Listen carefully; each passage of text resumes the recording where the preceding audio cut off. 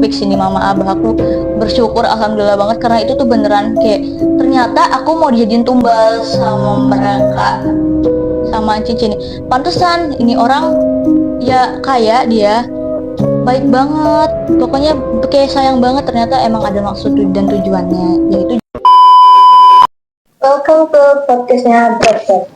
Di episode hari kali ini, kita kedatangan narasumber yang mau menceritakan kisahnya nih guys. Dengan Kak siapa? halo semuanya, kenalin nama aku Salsabila Nuraini.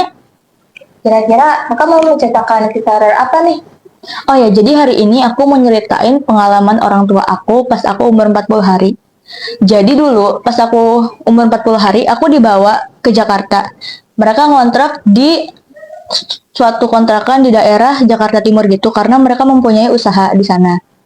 Nah, mereka tertarik kontrak di sana karena harga kontrakannya yang murah, harga sewanya yang murah, lalu aksesnya mudah kemana saja, juga bebas banjir. Ditambah yang punya kontrakannya tuh cici Cina gitu. Dia baik banget pokoknya sama orang tua aku. Nah, mereka nyaman dong tinggal di sana karena ya itu. Terus juga cicinya tuh sering ngasih hadiah ke aku. Padahal kita bukan keluarga kan, apalagi mama sama ayah aku baru ngontrak di sana, tapi dia udah ngasih kayak banyak banget hadiah ke aku gitu. Hadiahnya itu seperti apa sih kak? Hadiahnya tuh banyak, perlengkapan kayak perlengkapan bayi, baju-baju bayi, juga popok-popok gitu, banyak lah. Pokoknya kebutuhan bayi semua. Nah, selang beberapa waktu, mereka pokoknya seneng banget di situ, ngontrak di situ kan. Kita sama yang punya kontrakan tuh kayak keluarga, pokoknya saling bahagia lah tinggal di situ tuh. Nah, kebetulan mama aku lama-lama ngerasain keanehan. Kalian apa tuh kak? Keanehannya itu kayak aku nggak pernah berhenti, nggak pernah diem kalau bukan saat azan. Jadi aku nangis terus kalau bukan azan.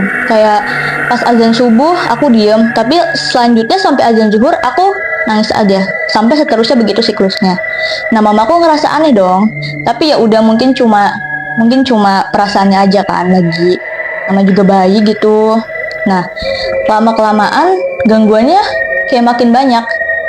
Mama aku sama orang tua aku semua ngerasa aneh. Jadi dulu juga di situ kan mama sama ayah aku ada buyut aku ngurusin aku. Aku di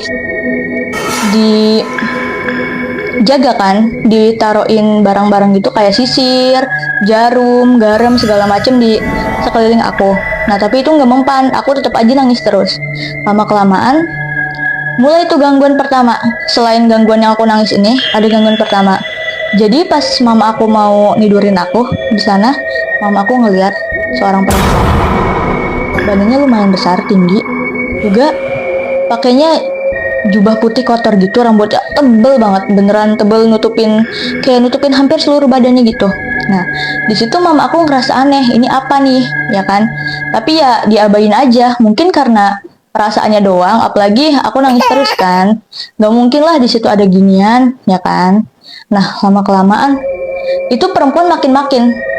Nah, suatu saat ada ayah aku di kamar, sosok perempuan itu datang lagi ke kamar.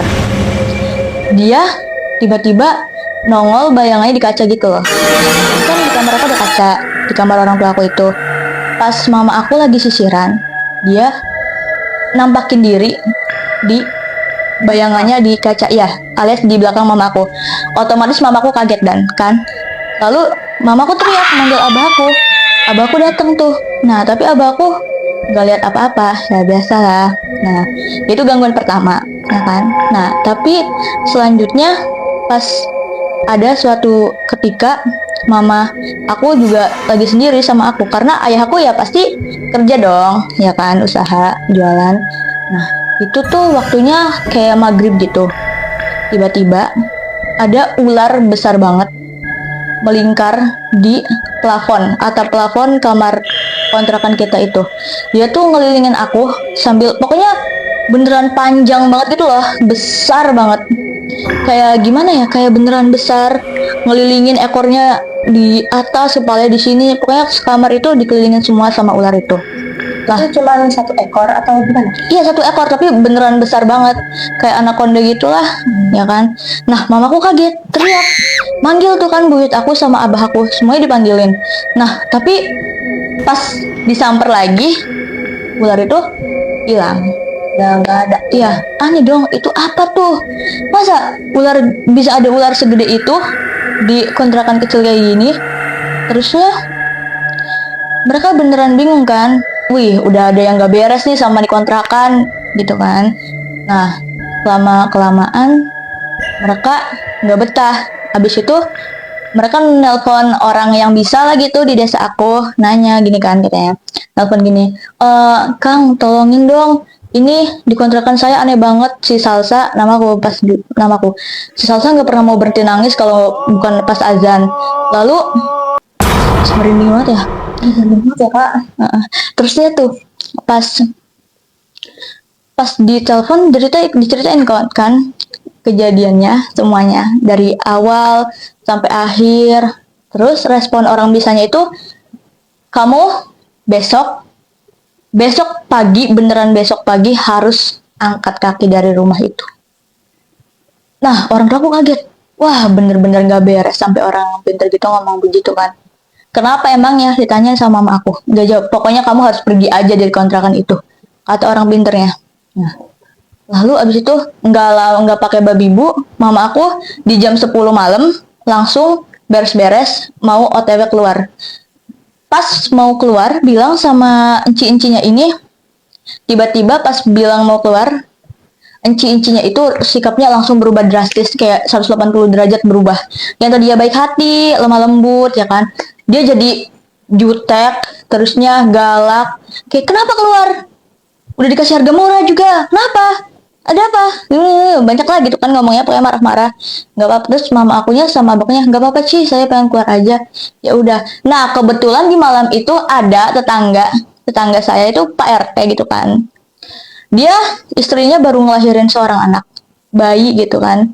Nah, ya udah tuh. Jadi biasa aja kan. Jadi abis itu mama sama abahku langsung keluar, angkat kaki dari kontrakan itu, pindah cari kontrakan lain. Nah, nggak lama besoknya, pas saya udah pindah, kan ada bayi yang baru lahir tuh, anaknya Pak RT. Di hari besoknya, mama saya dapat kabar kalau anaknya Pak RT itu meninggal. Ya tiba-tiba gitu ya kak. Ya, meninggal.